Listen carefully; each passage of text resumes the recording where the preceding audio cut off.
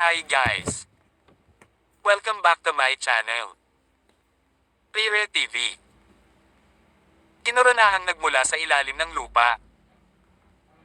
Kabanata 731 hanggang Kabanata 735. Kabanata 731. Lumapit si Caspian kay Charlotte sa loob ng ilang hakbang at sumilay ang takot sa mga mata ni Charlotte. Habang papalapit si Caspian, mas malinaw niyang nararamdaman ang nakakatakot na lamig sa kanya. Pumagos ito sa kanyang utak at diretso sa kanyang kaluluwa. Basag. Basag. May kaluskos sa paanan ni Caspian. Tumingin si Charlotte sa ibaba at nakita ang manipis na layer ng yelo na namuo kung saan man maglakad si Caspian. At hindi napigilan ni Charlotte at napabuntong hininga. Isang babae. Napatingin si Caspian kay Charlotte mula sa itaas. Agad na naramdaman ni Charlotte ang hindi pa nagagawang pressure at nagkaroon pa siya ng gana na lumuhod sa lupa. Sa sandaling iyon parang estranghero si Caspian. Siya ay tulad ng isang mataas na ranggo na hari at ang mapanglait na aura na iyon ay hindi isang gawa. Sino? Sino ka? Tanong ni Charlotte. Hindi siya sinagot ni Caspian at tinitigan lang niya si Charlotte na kasing itim ng tinta ang mga mata. Ilang sandali pa ay ngumisi ito at nilagay ang isang daliri sa baba ni Charlotte para itaas ang ulo nito kaya nagtama ang kanilang mga mata. Kung dati baka mahiya at mainis si Charlotte kung fetuhin siya ni Caspian ng ganyang kababalaghan at magkakaroon pa siya ng mga paru-paro sa tiyan. Gayunpaman tanging takot ang nasa puso ni Charlotte dahil ramdam niya na ang kaharap niya ay ang anyo at hubog ng katawan lamang ni Caspian, ngunit hindi siya si Caspian. Sa kabila ng matinding pressure, nagawa pa rin ni Charlotte na magtanong ng may matinding kahirapan, sino? Sino ka? Nagtaas ka ba ng tono sa akin? Balik tanong ni Caspian. Ang malamig na tono na iyon ay katulad noong tinawag niya si Kendrick na walang kwentang basura noon. Sa isang iglap, naramdaman ni Charlotte ang isang nakakatakot na puwersa na dumidiin sa kanyang kaluluwa. Nang inag ang kanyang katawan, namumutla ang kanyang mukha at naramdaman na lamang niya na napisil ang kanyang sigla sa kanyang katawan. Casper, sa desperasyon, malumanay na lumuwa si Charlotte. Sumimangot si Caspian na parang may naramdaman at nakaka-relax din ang kanyang momentum. Pakiramdam ni Charlotte ay parang nalunod siya at sinamantala niya ang pagkakataong ilabas ang kanyang ulo sa tubig at nagmamadaling huminga ng malalim. Pagkatapos narinig niyang bamulong si Caspian sa sarili. Malay mo pa ba? Pinipigilan mo ba akong patayin ang babaeng ito? Naulilitong sulyap ni Charlotte kay Caspian. Hindi niya alam kung sino ang kausap nito, ngunit mabilis na lumitaw sa kanyang likuran ang isang nakakatusok na sensasyon. Sumabog si Caspian na may nakakatakot na nakamamatay na aura. Dahil hindi makayanan ni Charlotte ang momentum, napasandal siya sa batong pader sa likod niya, humahagulgol at tila nasasaktan. Pagkatapos pinanood ni Charlotte si Caspian na ngumisi sa kanya, dahan-daang lumalapit. Sino ka sa tingin mo? Sa tingin mo ba pwede mo akong utusan? Habang pinipigilan mo akong patayin siya. Mas gusto ko, si Casper ay kinokontrol ng isang bagay at ang taong nangingibabaw sa kanyang figure ay gustong patayin ako. Agad na napagtanto ni Charlotte ang nangyari. May gusto siyang gawin, ngunit ang kanyang kaharian at lakas ay malayo kay Caspian. Pabayaan na lang ang paglaban, mahihirapang galawin ang kanyang mga daliri. Gayunpaman kahit na sinabi ni Caspian na gusto niyang patayin si Charlotte, tumigil siya sa pagsulong pagkatapos gumawa ng isang hakbang. Sa paghusga sa kanyang hitsura, may kung anong kapangyarihan ang pumipigil sa kanya. Nilalaban ka pa. Audacious, ungol ni Caspian, ngunit napakalamig ng kanyang tono. Casper, nakikipagkumpetensya ka ba sa taong iyon para kontrolin ang iyong katawan? Ang mga mata ni Charlotte ay kumislap sa takot. At ang kanyang tingin ay nahulog sa pattern ng Gate of Death sa dibdib ni Caspian. Natagpuan ni Charlotte na ang disenyo ay nagbago ng kaunti sa kung ano ang nakita niya noon at mayroong dalawang dagdag na kadena sa pinto. Para bang dalawang itim na sawang nakabalot sa frame na lumilitaw na lubhang mabangis at nakakatakot. Nakatayo pa rin si Caspian sa pwesto. Ito ay maliwanag na ang magkabilang panig ay nakipagbuno para sa kontrol ng katawan. Napabuntong hininga si Charlotte, kumakabog ang puso niya sa kaba. Ang usapin ay hindi lamang nauugnay sa kung maibabalik ni Caspian ang kanyang katawan kundi pati na rin sa kanyang buhay at kamatayan. Sa kasamaang palad, wala siyang magawa. Ang kuweba ay agad na nahulog sa isang patay na katahimikan. Maya-maya nang si Charlotte ay sabik na tumunog ang kanyang utak, isang maliit na tunog ang nagmula sa malayo. Masungit at malambot ang ingay na parang nag-aaway ang dalawang tao. Noong una, inakala ni Charlotte na naghahalusinate siya, ngunit hindi nagtagal ay naging mas malinaw at mas malapit ang mga boses. Mula sa mga unang nakakalat na salita, maririnig ni Charlotte ang kumpletong mga pangungusap at dialogo. Dito lang. Dito lang. Medyo malambot na boses iyon at naisip ni Charlotte na pamilyar ito. Bertie, kapag nagsisinungaling ka sa akin, dudurog ko yung mukha mo. Iyon ang magaspang na boses at tila naiinip ang nagsasalita. Tama ako. In practice ko ito buong gabi kahapon at tiyak na walang problema. Subukan mong hanapin ito muli. Ginawa ko. Ginamit mo lang ang mata mo para tumingin pero hindi mo ginamit ang ilong mo para mabango. Paano ka nakakasigurado na hindi ako sumisinghot gamit ang ak? Ilong. Sumigaw ang malambing na boses, nahanap na namin siya kanina kung sinisinghot-singhot mo siya. Kahit ako ay naamoy ko na nawala ang pabango ni Caspian dito. Nandito sila para kay Casper. Pumilis ang tibok ng puso ni Charlotte nang marinig ang pangalan ni Caspian. At nagliwanag ang mga mata nito. Pagkatapos nagmamadali siyang tumingin kay Caspian. Nakatayo pa rin si Caspian, ngunit tila nahihirapan siya. Matapos ang emosyonal na kaguluhan, mabilis na kumalma si Charlotte. Ngayong gabi, tumaan siya sa maraming tagumpay at kabiguan, nasaksihan ang kalupitan ng mga masasamang magsasaka at nakita ang kasakiman at malas sa ilalim ng tinaguriang disipulo ng 6 na pangunahing sekta. Kaya, bagaman narinig ni Charlotte ang mga taong naghahanap para kay Caspian, nag-aalala rin siya na ito ay isa pang Kendrick. Muling sinabi ng masungit na boses, sigurado ka bang ginawa mo ang iyong trabaho sa pagsinghot? Nanggaling ang boses na iyon sa itaas ni Charlotte at tumangala siya. Nai-imagine pa niya ang dalawang figure na naghahanap kay Caspian sa itaas ng kuweba na pinaghihiwalay lang ng pader. Gayunpaman, ang paghahanap sa pamamagitan ng pagsinghot ay talagang isang nakakagulat na paraan. Biglang may kumislap na liwanag sa gilid ng mata ni Charlotte. Pagkatapos dali-dali niyang ibinaba ang ulo at nakitang natatakpan na naman ng itim ang mga mata ni Caspian. Nang makita iyon, nadurog ang puso ni Charlotte. Basura, oras na para mamatay. Narinig ang paos na boses at naramdaman ni Charlotte na may puwersang lumalapit sa kanya. Sa isang iglap, napahawak siya sa leeg at parang pinipilit palabas ang hangin sa kanyang lung cavity. Kabanata 732. Parang bakal na clear ang pagkakahawak ni Caspian at agad na nakaramdam ng pagkahilo si Charlotte at nanlabo ang kanyang paningin. Unti-unting napisil ang kanyang sigla sa kanyang katawan. Maya-maya ay dilat na ang kanyang mga mata at dahan-dahang lumabas ang kanyang dila sa kanyang bibig. Sa nakalipas na 10 taon, ang matamis na prinsesa ay malamang na hindi kailanman nagpakita ng kahindak-hindak at nakakatakot na ekspresyon. Casper. Ito. Ako. Gayunpaman, hindi natakot si Charlotte. Sinubukan pa rin niyang gisingin ang kamalayan na orihinal na pagmamayari ni Caspian dahil pakiramdam niya ay hindi si Caspian mismo ang nakatayo sa kanyang harapan. Ibang tao iyon. May ibang sumikop sa figure ni Caspian. Ang naunang tawag ni Charlotte ay tila nagkaroon ng papel na nagpatigil sa kabilang partido at nananatiling hindi gumagalaw sa isang panahon. Sa kasamaang palad, tila nabigo si Charlotte na gisingin kahit kaunti ang kamalayan ni Caspian. Sa kabaligtaran, naramdaman pa niya ang iba pang partido na nagpapalakas ng lakas. Mamamatay ba talaga ako sa ganitong paraan? Saktong nawala ng malay si Charlotte ay bigla siyang nakarinig ng kalabog na parang may nabasag. Kasabay nito, naramdaman niya ang paghindayog ng kanyang katawan at ang lupa ay parang bumunggo pataas at pababa. Maging ang kamay ni Caspian sa kanyang leeg ay lumuwag din. Isang malaking daloy ng hangin ang dumaloy sa kanyang mga baga at si Charlotte ay nagmadaling huminga ng malalim. Di nagtagal, ang una niyang malabong paningin ay muling naging malinaw. Umihip ang malamig na hangin mula sa itaas at natigilan si Charlotte na may kain na hinalang tumangala.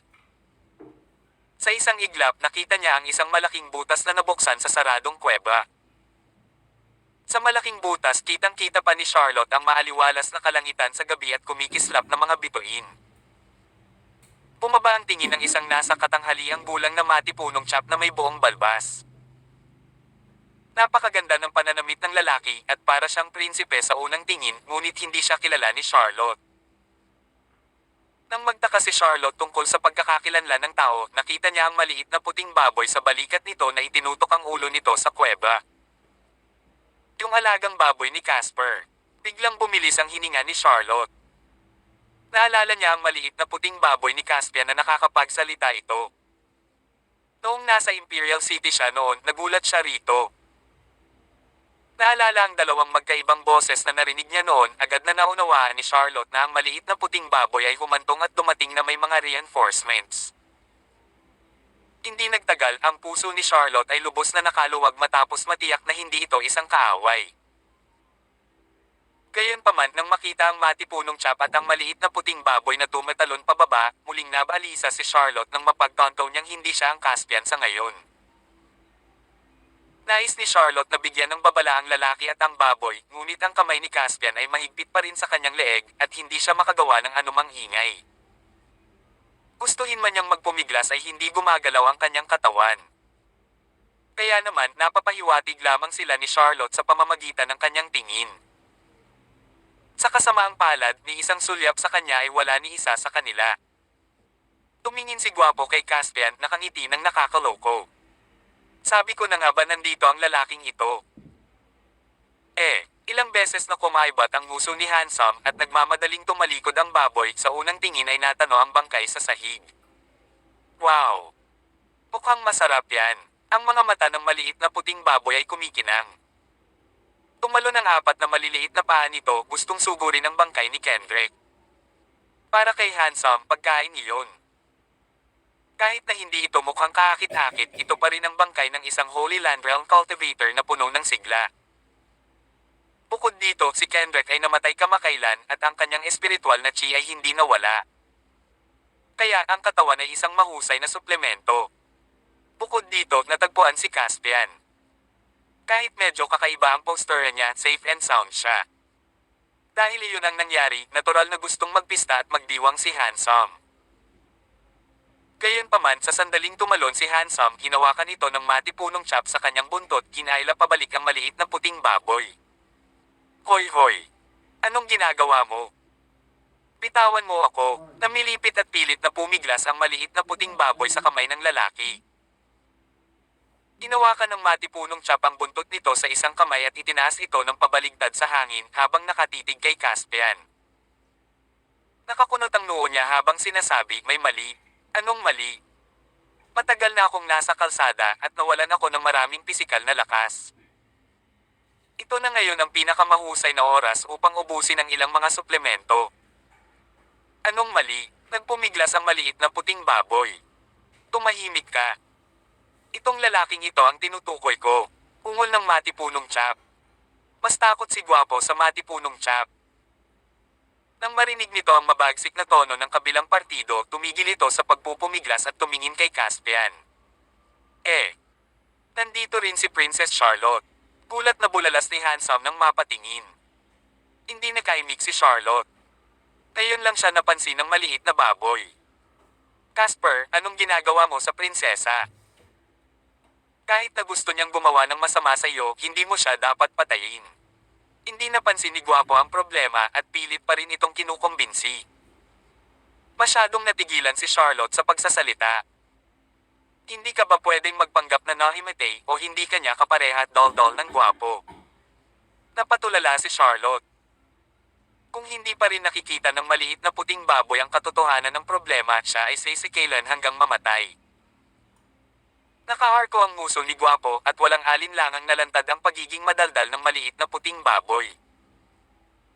Pagkatapos ng may gusto pa itong sabihin, iwinagayway ng matipunong tiyap ang kanyang kamay at pinutol ito. Agad na binigyan ni Charlotte ang matipunong tiyap ng isang pasasalamat na tingin. Hindi siya ang Casper na binanggit mo, malamig na sabi ng matipunong chap. Paano na kaya? Ganyan ang itsura niya. Kahit maging abo na siya, naaamoy ko pa rin siya. Napasinghot si Guwapo sa pagkataranta. Nagtiwala ito sa matipunong chap ngunit ayaw din itong baligtarin ang paghatol nito. Biglang tumigil si Guwapo sa pagsinghot, tumingin ng diretso kay Caspian, naging puting ilaw at nagtago sa likod ng matipunong chap. Pagkatapos ang puting baboy ay nagtanong sino ang taong ito. Isang kasuklam-suklam mula sa impyerno. Sinakop nito ang katawan na ito, napaka-interesante. Pumuso ang matipunong chap at iniunat ang kanyang mga kamay. Sa isang iglap, isang nakakatakot na tunog ang nagmula sa mga buko ng kanyang mga daliri. Tila napansin din ni Caspian ang pagiging pambihira ng kabilang partido at pinakawalan niya si Charlotte, lumingon upang tingnan ang matipunong chap.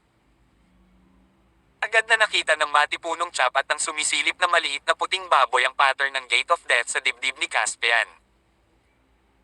Nararamdaman nila ang nakakatakot na aura na nagmumula sa pattern na mas malinaw kaysa sa mga ordinaryong tao. Matapos bumagsak si Charlotte sa lupa, mabilis siyang umatras, hinimas ang kanyang leeg, at nagmamadaling sinabi, iyan ang Gate of Death. May ginawa ang masamang magsasaka kay Casper at ang kanyang kamalayan ay tila nakokontrol. Ang pintuan ng kamatayan. Parang narinig na ito ng matipunong chap. Pagkatapos inilabas niya ang kanyang mga ngipin at dumura, tiyak na nagpatawag siya ng isang kahangahangang nilalang. Anong ibig mong sabihin? Mabilis na tanong ni Guwapo. Ibig sabihin, kinaway-kaway ng matipunong chap ang kanyang braso. At sa humihiging tunog, isang maputlang pink na transparent na globo ang biglang lumitaw sa kawalan na naglalaman ng parehong handsome at Charlotte. Pagkatapos tinitigan niya si Caspian, dahan-dahang binibigkas, nagkataon lang na na-overate ako para sa hapunan at ito ay isang perpektong pagkakataon upang matuno ang mga ito. Kabanata 733. Ramdam ni Caspian ang bigat ng kanyang katawan at nanunuyo ang kanyang lalamunan na parang may kinuhang maanghang. Sa pagkatulala, nakarinig siya ng mahinang ingay. Hindi nagtagal, lumakas ang mga tunog at sa wakas ay hindi napigilan ni Caspian na buksan ang kanyang mga mata. Sa isang iglap, nakita niya ang isang malaking ulo ng baboy na nakangisi sa kanya. Sa wakas, gising ka na. Puff! Iniluwa ni Caspian ang isang subo ng dugo sa ulo ng baboy. Casper, tinuring kitang matalik na kaibigan. Bakit mo ginawa sa akin yon? Galit na umatras ang baboy habang nagmumura. Pagkatapos isang pagsabog ng kaaya-ayang tawa ang tumunog at si Caspian ay mabilis na nakaamoy ng isang mabangong amoy na umaanod sa kanya. Maya-maya isang matamis na mukha na may luha sa kanyang mga mata ang lumitaw sa larangan ng paningin ni Caspian. Maganda ang mukha, mas maganda pa sa mukha ng baboy na iyon at mas lalong gaman ang pakiramdam ni Caspian. Casper, sa wakas gising ka na. Nang makita ni Charlotte na nagising si Caspian, nagpakawala siya ng mahabang buntong hininga. Kakagising lang ni Caspian ay medyo malabo pa rin ang isip niya. Gayunpaman, mabilis na natauhan si Caspian. Kung si Princess Charlotte, guwapo ang ulo ng baboy. Sa isang iglap, ang mga pira-pirasong alaala noon ay bumaha sa isip ni Caspian na parang mga piraso ng canvas. Inagaw ni Steve. Pumasok sa isang kuweba sa kabundukan. Isang kaldero ng kumukulong dugo at puto, ang lihim na pamamaraan ng Gate of Death, ang paghaharap sa pagitan ng kanyang dagat ng kamalayan at ng lihim na pamamaraan. Sa huling alaala ni Caspian, tila may nakita siyang malaking itim na kamay na humawak sa kanya. Tapos wala siyang maalala. Nang sa wakas ay nagising siya, ngayon na. Kaya pala parang may mali sa kanya. Ibinuka ni Caspian ang kanyang bibig, gustong itanong ang mga pagdududa sa kanyang puso. Gayunpaman, napansin niyang hindi niya ito mabuksan. Gusto niyang bumangon, ngunit napagtanto niyang kasing bigat ng mercury ang kanyang katawan at hindi makagalaw. Mukhang naintindihan ni Charlotte ang sinubukang gawin ni Caspian at nagmamadali siyang sumigaw, Casper, kuminahon ka. Malubhang nasugatan ka noon pero nakagamot ka na. Sa pangangatawan mo, gagaling ka agad. Bahagyang nag-alinlangan si Charlotte nang banggitin niya si Caspian na malubhang nasugatan na ikan-alito niya. Gayunpaman, nabawasan ang pagkabalisa niya ngayon. Since andun si Handsome at Caspian, parang tapos na ang gulo. Naglinis na ng mukha si Gwapo at muling lumapit kay Caspian. Dahil ang puting baboy ay nasa orihinal nitong higanteng anyo, ang ulo nito ay mas malaki kaysa sa palanggana. Sa pagkakataong iyon, muling sumundot ang ulo ng baboy na kasing laki ng balde sa harap ni Caspian na nakatingin sa kanya ng may pagkukunwari. "Sa, dapat magpasalamat ka sa akin. Kung hindi dahil sa akin, papatayin mo na ang prinsesa." "Papatayin ko ang prinsesa?" Gustong itanong ni Caspian kung bakit hindi niya naalala ang pangyayaring iyon. "Alam kong wala kang anumang impresyon tungkol dito dahil ikaw ay Tatay, sino ang lalaking nagtataglay ng kanyang katawan?" Inangat ni Handsome ang ulo at tumingin sa tabi. "Tatay." Natigilan si Caspian at hindi nagtagal ay narinig niya ang isang masungit na boses na nagmumula sa kanyang itaas. Ito ay isang kasuklam-suklam na tao mula sa impyerno. "Oh, tama. Sinapian ka ng isang tao mula sa impyerno." Hindi napansin ni Gwapo ang liwanag na pumutok sa mga mata ni Caspian. "Tatay." Bumalik ang tatay ni Gwapo. Nabanggit ni Handsome na aabutin ng halos kalahating taon bago siya makabalik at suriin ang kasalukuyang sitwasyon ng baboy. Binilang ni Caspian ang mga araw at tinansya na babalik ang tatay ni Handsome sa loob ng ilang araw. Gayunpaman, hindi inaasahan ni Caspian na makikilala siya sa ganoong kalagayan, lalo pat iligtas niya si Caspian. Gayunpaman, hindi napansin ni Handsome ang iniisip ni Caspian at ang baboy ay patuloy na gumagala at nagpapakita ng kanyang mga kredito. Sa pangkalahatan, ang aking katalinuhan at katalinuhan ang naging dahilan ng karamihan sa kontribusyon, at ang isang maliit na bahagi nito ay dahil din sa paraan na itinuro mo sa akin ay madaling gamitin. Nang makita ka ng ibang mga tao at ang prinsesa na dinadala, sila ay nabaalisa. Maging si Solana ay lumabas ng lungsod upang hanapin ka ng hindi sinasabi sa iba. Ang iba ay parang isang grupo ng mga baliw at halos lahat ng mga elite ay naghahanap sa iyo kung saan-saan. Gayunpaman, iba ako. Alam kong may mali nang matamaan ka ni Steve at tumalsik ng isang subo ng dugo. Paano ngang simpleng palo ay nakakapagluwa ng napakaraming dugo? Kaya naman, napatingin ako sa pool ng dugo. Oo naman, napansin kong ginamit mo ang Eye of Insight para mag-condense ng ilang eyeballs. Pagkatapos, batay sa iyong pagtuturo, ang pagkakaayos ng bilang ng mga eyeball ay tungkol sa kung gaano karaming kilometro ang layo mo mula sa imperial na lungsod. Samantalang ang dami ng beses na lumiko ang mga eyeballs ay nagpapahiwatig kung saang direksyon ka naruroon. Sa totoo lang, nakakatulong ang iyong pamamaraan. Bahagyang napangiti si Caspian nang marinig ang papuri ni Handsome. Noong gabi bago ang handaan, tinuruan ni Caspian si Handsome kung paano tukuyin ang mga direksyon at distansya kung sakali. Ang pamamaraang iyon ay medyo karaniwan sa militar. Halimbawa, ang paglalagay ng mga bato at dahon sa isang partikular na lugar, ang bilang ng mga bato ay kumakatawan sa distansya at ang paraan ng paglalagay ng mga dahon ay kumakatawan sa direksyon. Pinagbuti lamang ni Caspian ang pamamaraan at ipinakita ito sa anyo ng mahika at tila ang kanyang paghahanda ng maaga ay may mahalagang papel. Kung hindi, ang aksidenteng nangyari ay maaaring nakamamatay. Habang malalim ang iniisip ni Caspian, narinig niyang nagpatuloy si Handsome. Noong una, gusto kong sabihin ito kay Jessica o sa iba pero masyadong magulo ang sitwasyon sa eksena. Dahil hindi ko sila mahanap at nagkataon na bumalik ang tatay ko, dinala ko siya para hanapin ka. Napakaganda mo. Inaway mo siya ng pabalik-balik.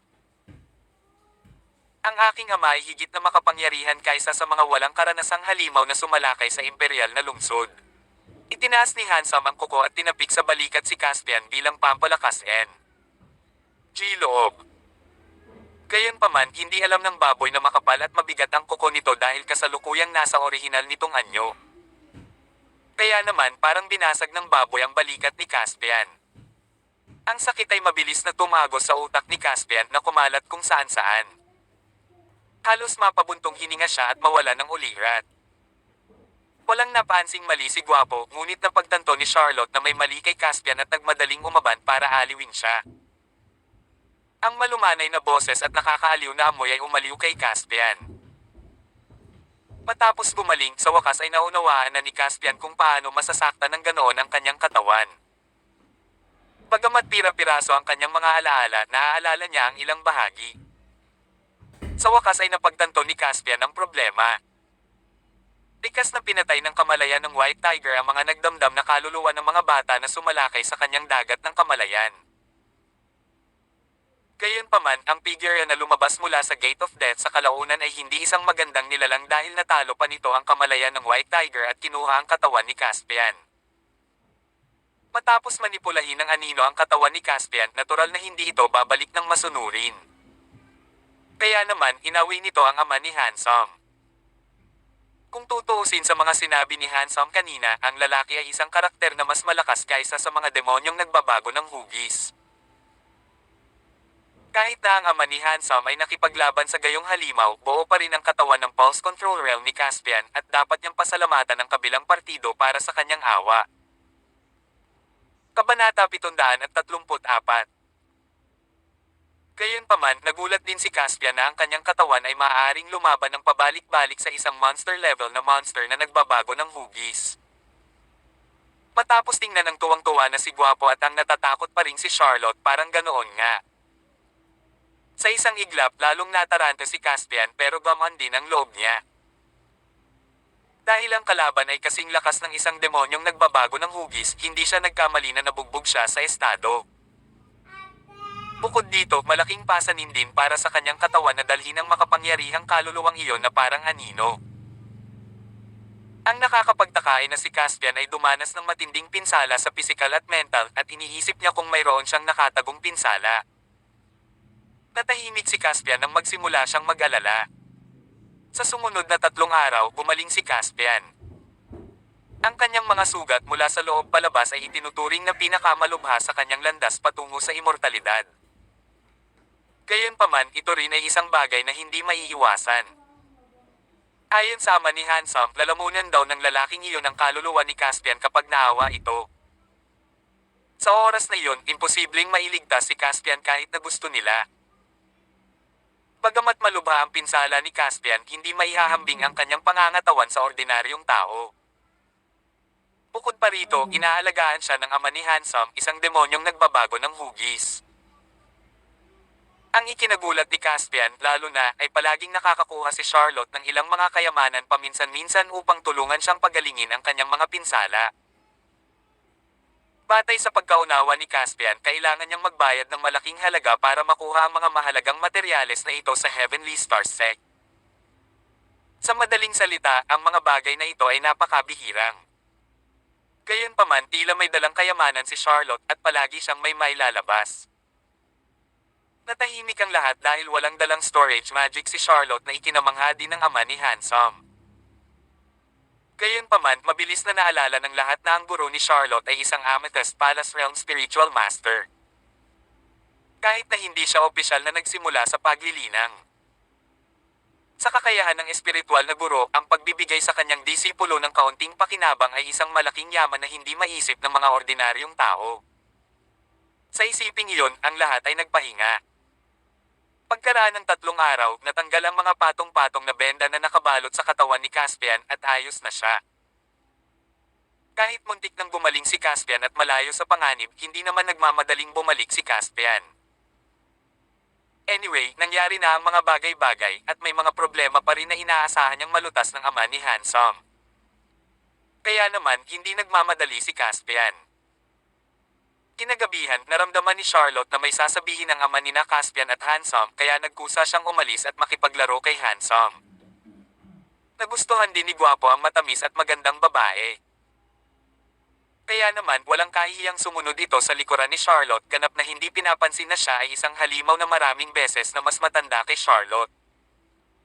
Umupo ang ama ni Caspian at Handsome sa isang malaking bato sa gilid ng bundok. Ang lugar ay may malawak na tanawin at ang buwan ay kumikinang ng maliwanag. Sa isang sulyap, ang mga bundok sa dikalayuan ay tila natutulog na nagbibigay sa mga tao ng malalim, mabigat at walang katapusang pakiramdam. Ito ay unang bahagi ng Setyembre. Ngunit dahil sila ay nasa North Arlington kung saan ang taglagas ay dumating ng mas maaga kaysa sa iba pang mga rehiyon at ang hangin sa gabi ay nagpapakita ng isang pahiwatig ng lamig. Gayunpaman si Caspian ay isang magsasaka at ang ama ni Handsome ay isang demonyong nagbabago ng hugis. Sa makatuwid, ang ordinaryong lamig at init ay hindi na makakaapekto sa kanila. Gayunpaman, ang simoy ng taglagas ay talagang nakakapresko. Maganda ang impresyon kay Caspian ng ama ni Handsome at hindi niya alam kung dahil ba sa magandang away o dahil inalagaan ni Caspian ang kanyang anak sa nakalipas na 6 na buwan. In short, medyo friendly pa rin kay Caspian ang pananalita at ugali niya kumpara sa pagkainip at gaspang kay Handsome.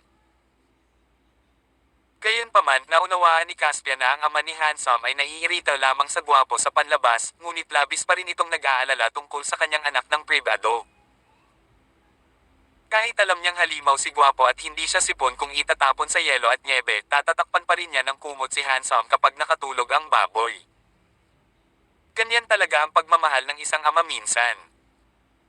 Kahit na hindi ito nakikita sa ibabaw, maaari itong palaging magpapainit sa iyo nang hindi sinasadya. Pagkaupo sa malaking bato, casual na kumaway ang tatay ni Handsome at biglang lumitaw ang isang coffee table sa pagitan nilang dalawa. Mayroong ilang mga side dish at isang palayok ng espiritual na alak sa coffee table. Bilang isang demonyong nagbabago ng hugis, ang tatay ni Handsome ay napakasarap pa rin, iba sa ibang halimaw na kumakain pa rin ng dugo. Sinabi na sa akin ni Gwapo ang gusto mong malaman noon pa, ang tatay ni Handsome ay kumuha ng isang piraso ng karne at ngumunguya, at sinabing pero hindi iyon ang pinakamahalagang bagay. Ang pinakamahalagang bagay ay ang lalaki sa iyong katawan. Sa mga tuntunin ng kalubhaan, maaari kang pumatay. Kumunot ang noo ni Caspian. Natural na alam niya na ang lalaking pinag-usapan ng tatay ni Handsome ay ang figure na lumitaw sa Gate of Death. Ang orihinal na akala ni Caspian ay pinunasan na ng ama ni Handsome ang figure. Nang suriin niya ang kanyang dibdib habang tinatanggal ang bendahe, nawala na rin ang Gate of Death. Gayunpaman, naramdaman ni Caspian na parang hindi na-resolve ang problema ngunit naging mas matindi matapos marinig ang tono ng ama ni Handsome. Sandali ko lang siyang pinigilan, paliwanag ng ama ni Handsome, mabuti na lang at mahina ang lalaking iyon. Kung hindi, natatakot ako na hindi pa rin ako ang kanyang kalaban kahit na okupado niya ang iyong katawan. Sino ang lalaking iyon? Lalong lumalim ang pagkunot ng noo ni Caspian. Ang alam lang niya ay lumabas ang anino mula sa Gate of Death, ngunit mukhang natatakot din sa kanya ang ama ni Handsome. Hindi ako masyadong malinaw sa specifics. Kung tutuusin, ito ay isang bagay na gumapang palabas mula sa impyerno at hindi pa ako nakapunta doon, sagot ng ama ni Handsome. Tumango si Caspian. Tapos dagdag pa ng tatay ni Handsome, pero dapat galing sa kailaliman ng impyerno ang lalaking iyon. Kung ang mga bagay sa impyerno ay nahahati ayon sa antas ng mga magsasaka at halimaw, ang kaharian ng lalaking iyon ay dapat. O, mas malakas kaysa sa heavenly spirit realm na alam mo. Kaya lang may mali sa kanya at hindi niya maibigay ang kanyang kapangyarihan. At saka, ang inukupa niya ay ang iyong pulse control realm figure. Nang sabihin niya iyon, kuminto ang tatay ni Handsome at nagpatuloy, parang may puwersa sa katawan mo na lumalaban sa kanya, kaya ko siyang pigilan. Gayunpaman, nangangailangan ito ng maraming lakas. Naiintindihan ni Caspian na ang tinutukoy ng ama ni Handsome ay ang dugong white tiger sa kanyang katawan. Sa pagkakataong iyon ay nakaturo ang tatay ni Handsome. Doon, nakita ni Caspian ang isang tuloy-tuloy na taluktok ng bundok na tila kulang sa isang sulok at tila malungkot sa ilalim ng gabi. Umisi ang tatay ni Handsome. Tignan mo yan. Nagsanib puwersa kami at giniba ang isang bundok. Kabanata 735. Nagbagsak kami ng bundok. Nanlamig ang mga mata ni Caspian nang marinig iyon. Sa lakas niya ngayon, hindi malaking problema ang paggiba ng gusali. Gayunpaman, ang mga bundok ay ang kapangyarihan ng kalikasan. Kung gusto niyang sirain ang isang burol gamit ang kanyang lakas, ito ay halos imposible tulad ng isang langaw na sinusubukang yugan ang isang puno. Sino ang lalaking iyon? Sambit ni Caspian. Pumuso ang tatay ni Handsome at sumagot. Imbes na ma-obsess ka sa lalaki. Mas dapat kang mag-alala kung kailan niya muling sasakupan ang katawan mo. Sinatakan mo ba siya o sinaktan mo siya ng husto para hindi siya makalabas pansamantala? Nag-iisip si Caspian at nagtanen. G. Dahil ayos na siya ngayon at kasabay ng sinabi ng tatay ni Handsome kanina, nahulaan din ni Caspian na maaaring gumamit siya ng paraan upang pansamantalang sugpuin ang figure mula sa impyerno. Ang tatay ni Handsome ay tumingin ng masama kay Caspian at nagulat na sumagot, "Hindi ko inaasahan na marami kang malalaman." Tinatakan ko siya. Gayunpaman sa palagay ko mayroon kang malakas na kamalayan at dapat mo munang maramdaman ito sa iyong sarili. Tumango si Caspian, pumikit at tumutok. Pagkaraan ng ilang sandali, nakita niya ang tatlong singsing na lumilitaw sa kanyang dagat ng kamalayan. Ang bawat bilog ay isang escarlata na kulay na lubhang nakakatusok sa mata, ngunit ito rin ay nakakatakot tulad ng isang grupo ng mga halimaw. Bukod dito, isang madilim na tuktok ng bundok ang nakatayo sa ilalim ng tatlong singsing na ito. Ang bundok ay ganap na madilim na may itim na usok na umuusok sa paligid. Isang sulyap lamang dito ay maduduwal at hindi komportable ang sinuman. Gayunpaman, dahil sa pagkakaroon ng tatlong singsing na ito, ang itim na fog na inilabas ng burol ay nakulong sa loob ng limitadong saklaw. Matapos itong makita ng malinaw, umalis si Caspian mula sa dagat ng kamalayan.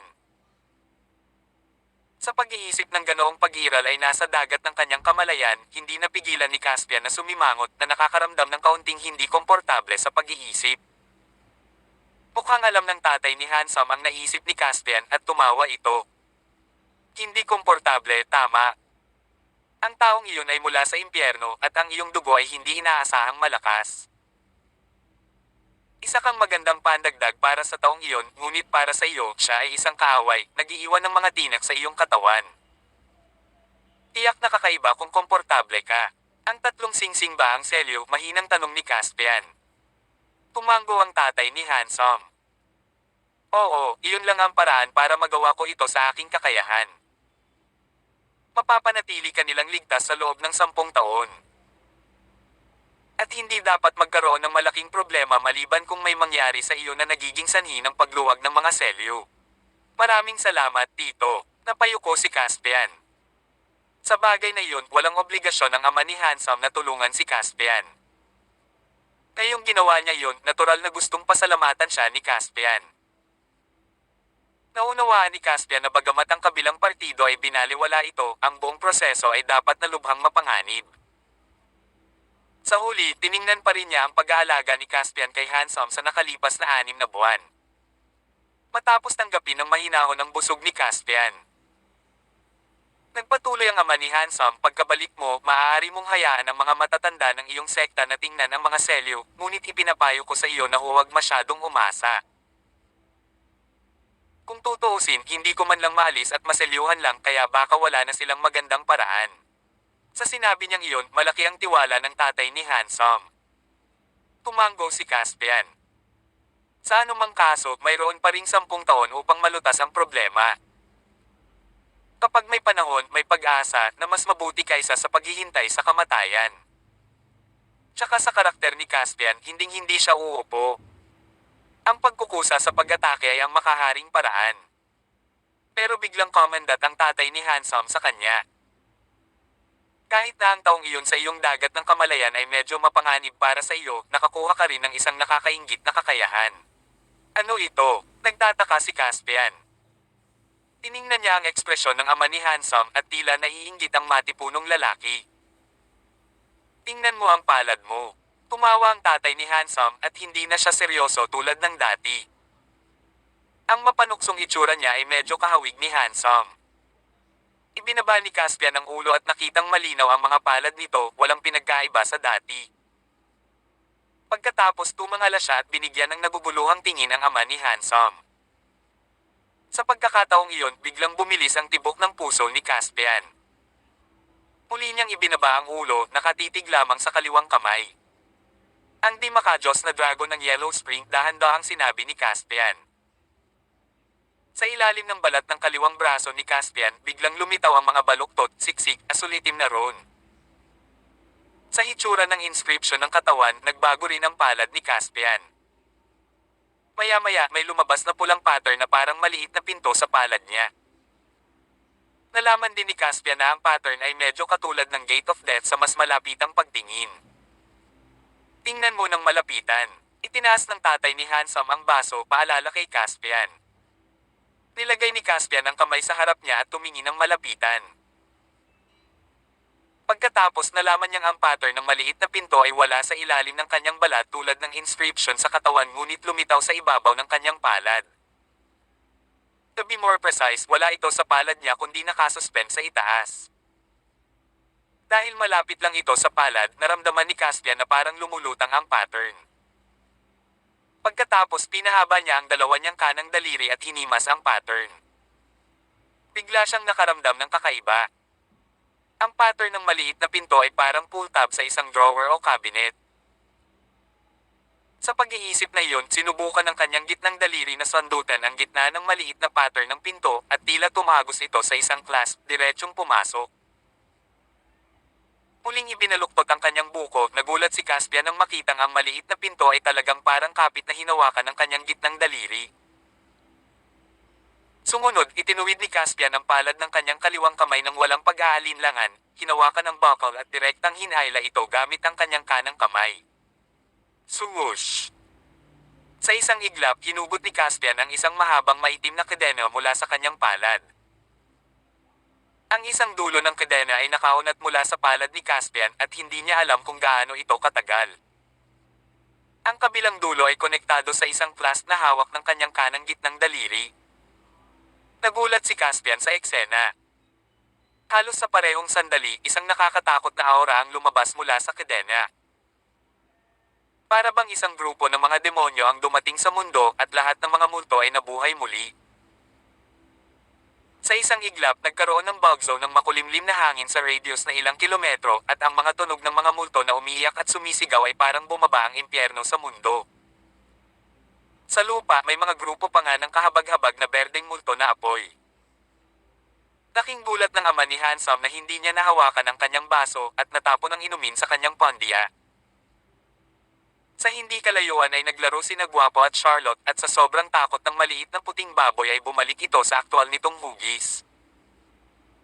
Pagkatapos ang higanteng puting baboy ay nahulog ng husto sa lupa, nanginginig na hindi mapigilan. Mariing tinakpan ni Handsome ang kanyang mga mata gamit ang dalawang sasakyan nito na hindi bababa sa 3 beses na mas malaki kaysa sa normal na fan. Nanlamig ang katawan ni Charlotte sa kinatatayuan sa takot, namutla ang mukha at pakiramdam niya ay halos tumigil sa pagtibok ang puso niya.